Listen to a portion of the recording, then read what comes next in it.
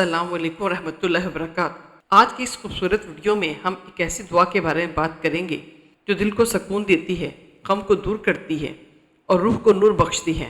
ए अल्लाह, कुरान को मेरे दिल की बहार बना दे। ये सिर्फ एक दुआ नहीं बल्कि एक मुकम्मल ज़िंदगी गुजारने का तरीका है। आइए जानते हैं कुरान और हदीस की रोशनी में कि कुरान किस तरह हमारे दिलों की बहार बन सकता है। कुरान की शान और अहमियत। कुरान अल्लाह का कलाम है। ये किताब ना सिर्फ इंसानियत के लिए हिदायत है बल्कि दिलों के जंग को साफ करने वाली, गमों को मिटाने वाली और ईमान को ताजगी देने वाली रोशनी है। अल्लाह ताला सूरह यूनुस की आयत नंबर 57 में फरमाता है, लोगों तुम्हारे पास तुम्हारे रब की तरफ से नसीहत आई है, दिलों की बीमारियों की शिफा और हिदायत और रहमत उन लोगों के लिए जो ईमान रखते हैं। सूरह असरा में एक और मकाम पर इरशाद है, हम कुरान में वो चीज़ नाजिल करते हैं जो मोमिनों के लिए शिफा और रहमत है। कुरान को दिल की बहार बनाने वाली दुआ।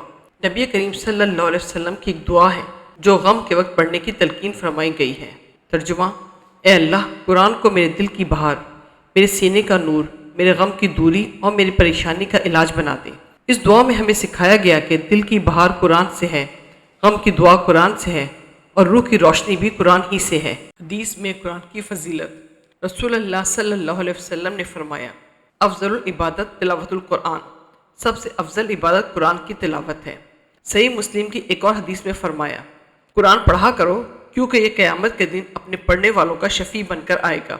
हज़रत अब्दुल्लाह बिन मसूद रज़ियल्लाहु अन्हु से रिवायत है कि रसूल अल्लाह सल्लल्लाहु अलैहि वसल्लम ने फरमाया, जिसने अल्लाह की किताब से एक हुर्फ पढ़ा उसके लिए एक नेकी है और एक नेकी का बदला 10 गुना है।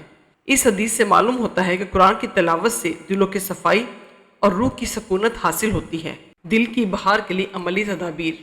रोज़ाना कुरान की तिलावत, थोड़ा थोड़ा ही सही रोज़ कुरान से रब्ता जोड़े रखें। तदब्बुर के साथ तिलावत, तर्जमा और तफसीर के साथ कुरान पढ़ें ताकि दिल पर असर हो। कुरानी दुआओं को अपनी दुआ का हिस्सा बनाएं, जैसे रब्बी ज़िदनी इल्मा, इहदिनस सिरातुल मुस्तकीम। कुरान की तालीमात पर अमल करना, सिर्फ पढ़ना ही नहीं, इस पर अमल करना ही दिलों को जिंदा करता है। कुरान को हिफ्ज़ करना या याद करना, जितना हो सके कुरान याद करें, ये दिल का नूर और ज़िंदगी का मुहाफिज है। कुरान के असरात दिल पर। अल्लाह ताला सूरह ज़मर में फरमाते हैं, अल्लाह ने बेहतरीन कलाम नाजिल फरमाया, ऐसी किताब जिससे उन लोगों के जिस्म कांप उठते हैं जो अपने रब से डरते हैं। यही कुरान जब दिल में उतरता है तो दिल बहार से भर जाता है।